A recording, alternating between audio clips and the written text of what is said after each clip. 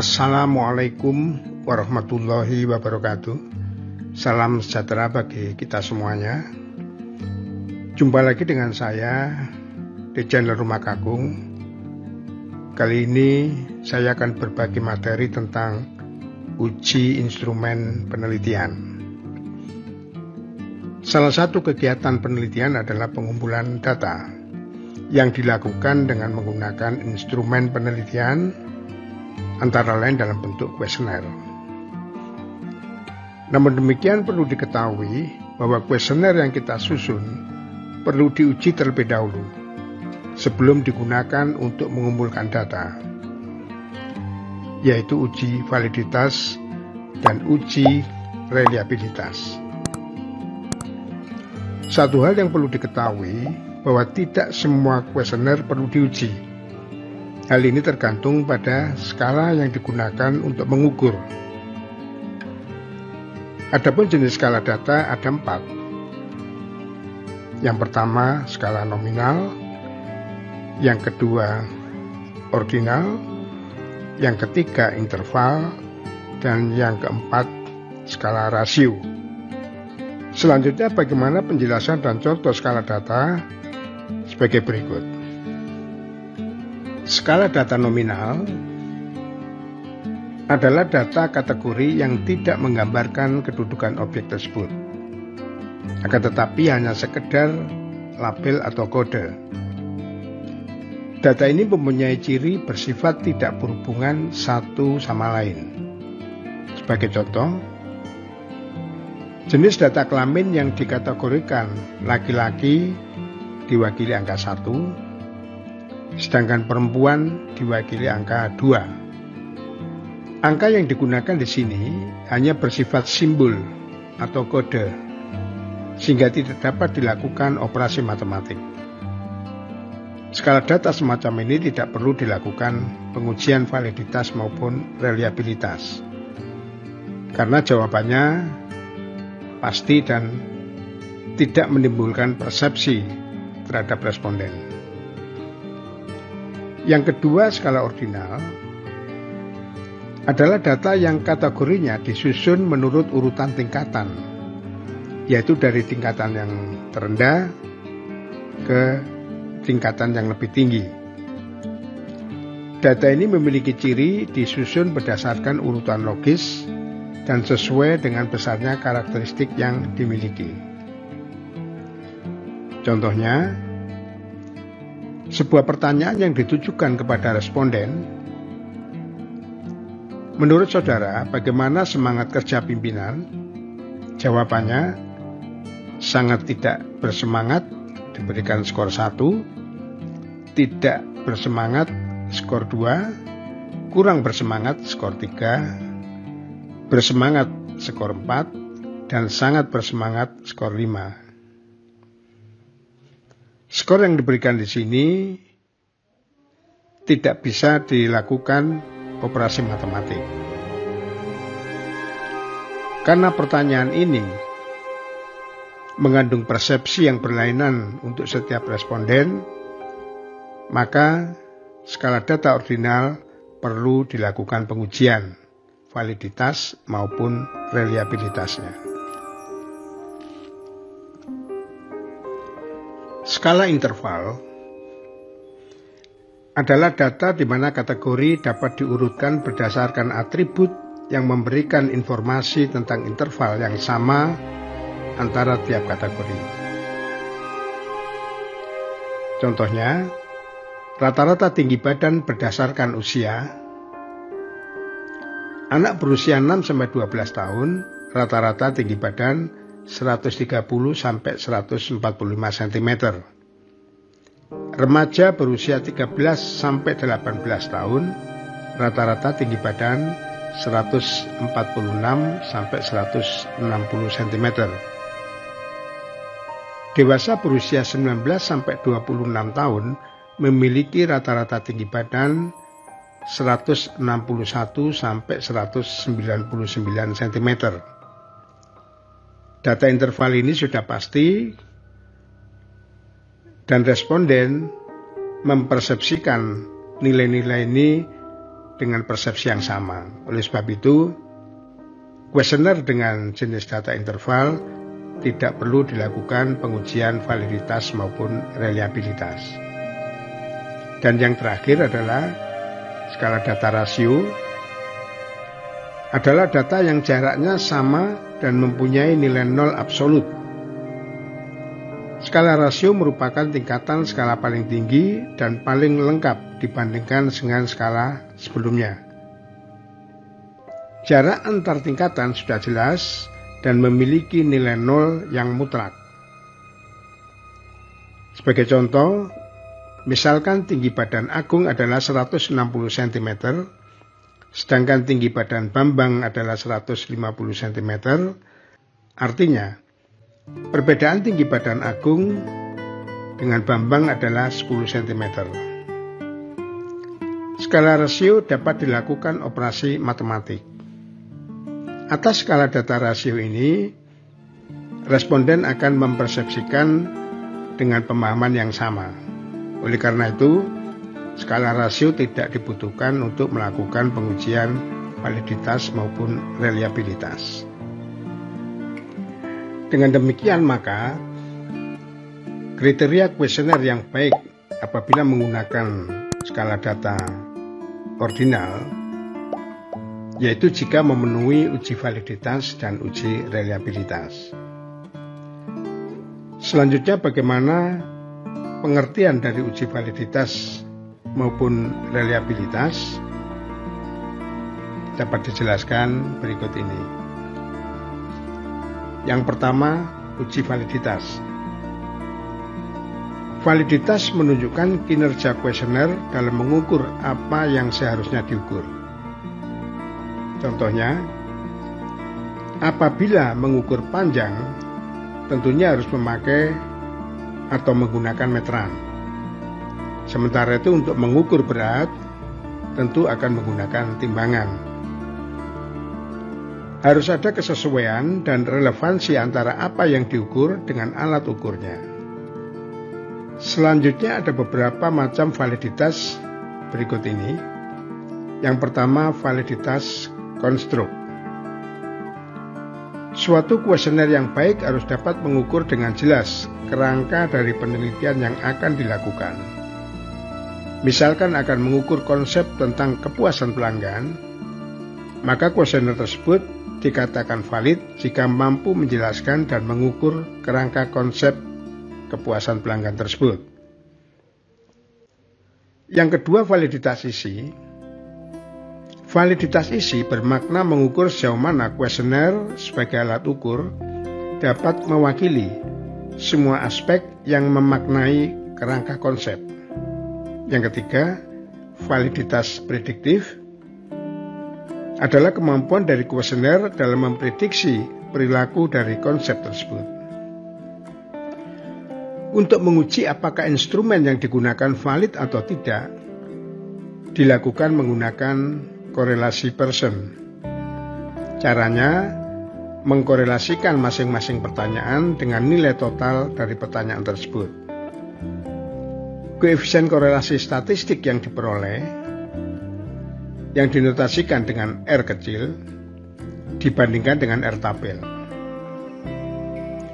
Butir pertanyaan dikatakan valid jika nilai R statistik lebih besar dari R tabel atau nilai signifikansinya lebih kecil dari 0,05. Jika ada item pertanyaan yang tidak valid, maka pertanyaan tersebut harus dibuang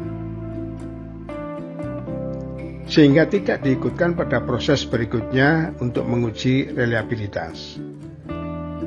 Namun demikian, jika pertanyaan tersebut dianggap penting, bisa saja pertanyaan ini diperbaiki dan diambil ulang datanya. Tentunya harus melakukan pengumpulan data lagi. Selanjutnya, bagaimana dengan pengertian uji reliabilitas? Reliabilitas menunjukkan bahwa kuesioner tersebut konsisten apabila digunakan untuk mengukur gejala yang sama di tempat lain. Perlu diketahui bahwa yang diuji reliabilitasnya hanya pertanyaan yang valid saja. Artinya apabila dari proses uji validitas ada yang tidak valid, maka harus dibuang atau tidak digunakan.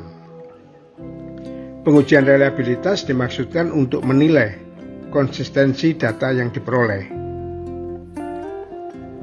Apakah instrumen yang digunakan beberapa kali untuk mengukur objek yang sama akan menghasilkan data yang sama?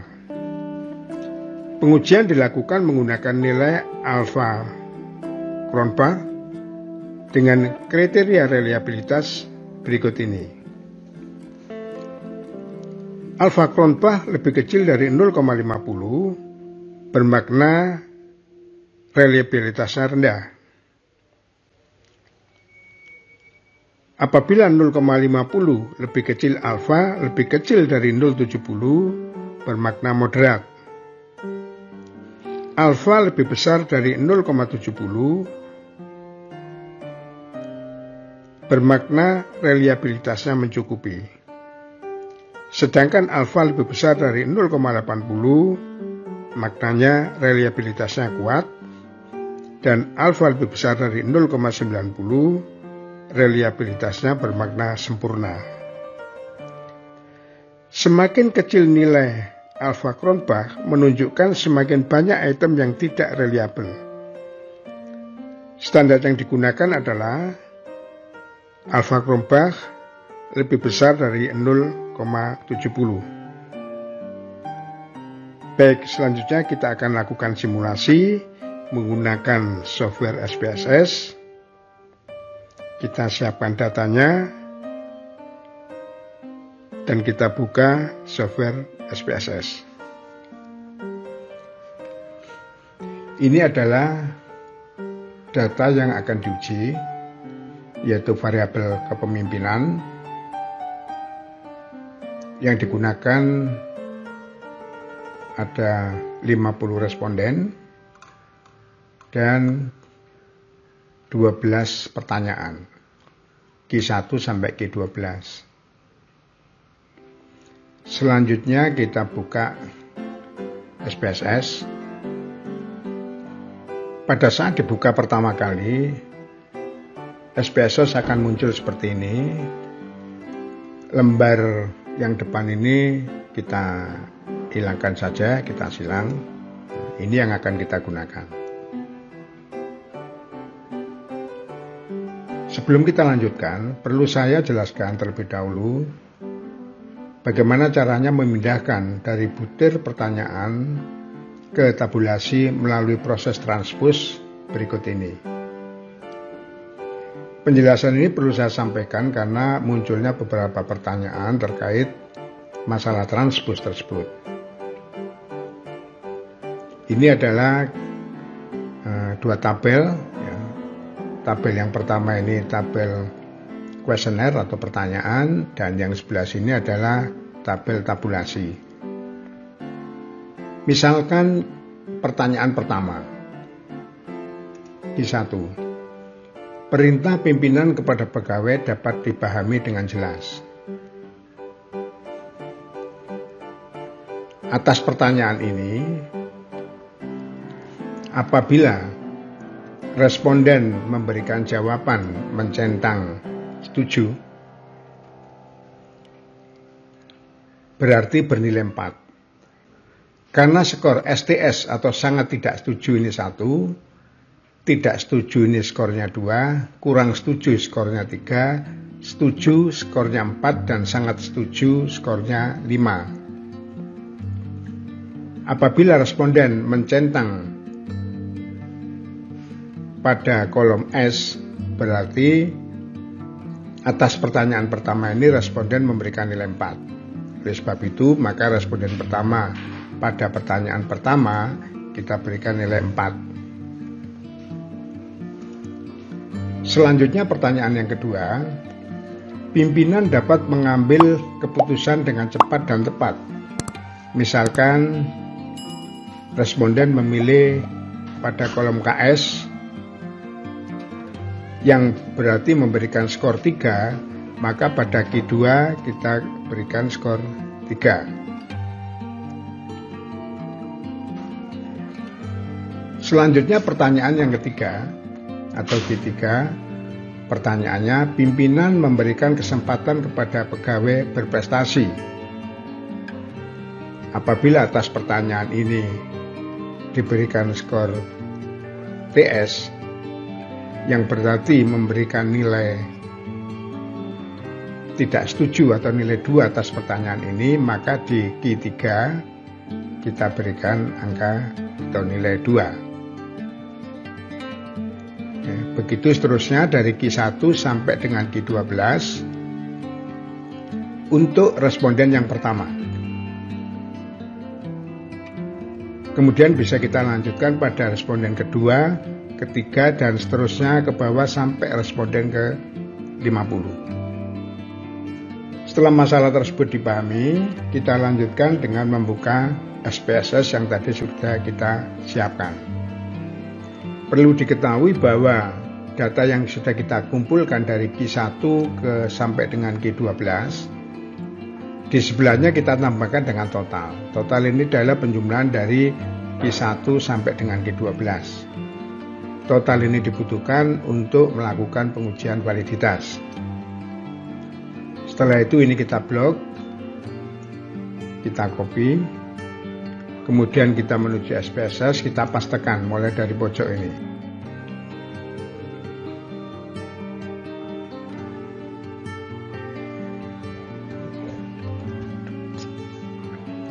Setelah kita copy paste ke SPSS, berikutnya ini fitur-fiturnya kita sesuaikan, antara lain nama item atau nama variabelnya, kemudian penggunaan desimal mungkin di sini tidak perlu karena kita menggunakan data standar. Selanjutnya juga kolom mungkin kita sesuaikan. Untuk itu langkahnya kita klik variable view. Selanjutnya variabel kita ganti Q1, Q2, Q7, Q6, Q7, Q8, Q12 sampai dengan terakhir total. Oke. Kemudian desimal kita ganti, kita berikan 0 saja. Selanjutnya kolom kita ganti 5, terutama apabila item kita banyak sehingga bisa terlihat dalam satu layar. Setelah kita ganti semuanya, kita kembali ke data view, maka di sini sudah ada perubahan. Selanjutnya kita lakukan proses pengujian. Kita klik analyze, kemudian correlate, kita pilih bivariate, kita klik. Selanjutnya semua item ini kita blok, kita pindahkan ke variabel dengan mengklik anak panah. Kemudian ini kita cek correlation coefficient-nya sudah betul, ini pada persen. Kemudian di sini test of significance-nya detail, dan kita juga berikan tanda flag significant correlation-nya. Kita oke. Maka akan muncul output ini, yaitu output matrix correlation. Metrik ini menunjukkan korelasi antar item termasuk dengan totalnya. Seperti terlihat, korelasi Q1 dengan Q1, Q1 dengan Q2, Q1 dengan Q3. Demikian juga dengan Q2 dengan Q1, Q2 dengan Q2, Q2 dengan Q3. Seterusnya, ini adalah matriks korelasi antar item atau antar variabel. Untuk menguji validitas, yang kita lihat adalah korelasi antar itemnya ini, ya, antar item dengan totalnya.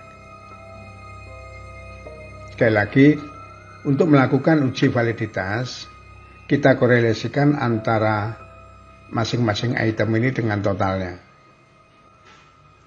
Sebagai contoh, korelasi Q1 dengan totalnya menunjukkan koefisien korelasi sebesar 0,368 dengan signifikan 0,009. Kemudian Q2 korelasinya dengan total adalah 0,560 dengan signifikansi 0,000. Q3 korelasinya dengan total adalah 0,112 dengan signifikansi 0,440. Sementara itu untuk tanda bintang ini menunjukkan bahwa korelasi antara item dengan totalnya adalah signifikan.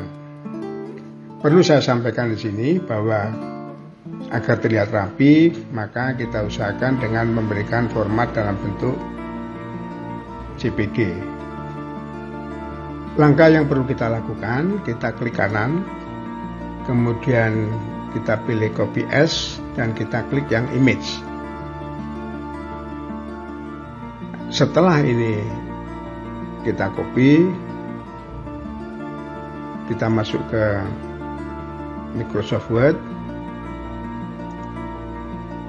Setelah masuk ke Word, kita copy, namun bukan copy biasa, jadi kita copy spesial. Kita klik anak panah di bawah ini, kita pilih copy spesial, kemudian kita pilih yang picture. Oke. Nah, dengan bentuk ini maka kita bisa dengan mudah mengatur agar lebih rapi. Ya, seperti itu.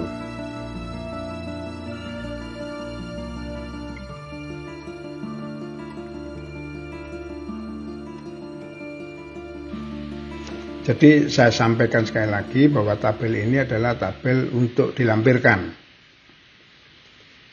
Sebagai bukti bahwa kita sudah melakukan proses menggunakan SPSS. Sedangkan penjelasan pada bab 4 dibuatkan tabel tersendiri yang lebih informatif dan lebih rapi seperti contoh berikut ini.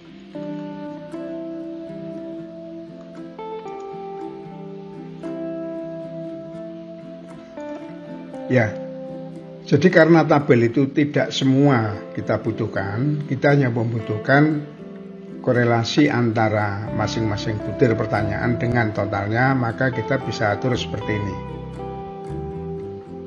Jadi dari tabel tadi kita masukkan dalam tabel baru yang kita buat seperti ini.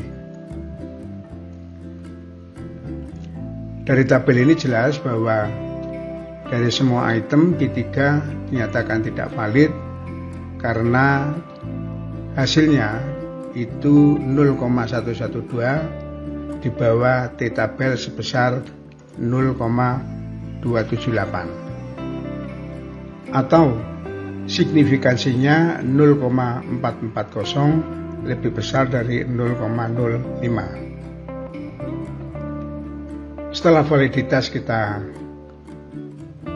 selesaikan, kita masuk lagi ke SPSS, kita lakukan pengujian terhadap reliabilitas. Langkahnya kita klik analyze, kemudian kita pilih skill, kita klik reliability analysis. Selanjutnya itemnya kita blok semua, kemudian kita pindahkan ke sebelah kanan, kita klik anak panah. Selanjutnya, karena Q3 tidak valid, maka ini harus kita keluarkan dan total juga harus kita keluarkan.